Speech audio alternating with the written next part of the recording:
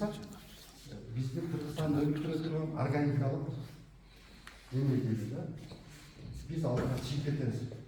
Orta Asya boyunca burada eşitsedir, respublikaların arasında aldıra çıkarız. Bizde şartları var, yerimizin hava, klima, gündüz, insalasyon, tüyü, intensifliliği var da bizi şart, Kuday bergen de bize.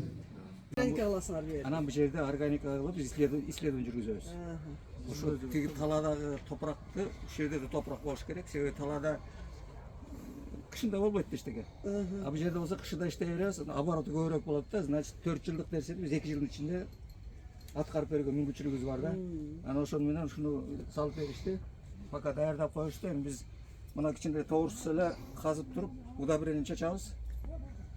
Анан ошону менен, ошону менен посадка кылып, анан уже иштей баштайбыз.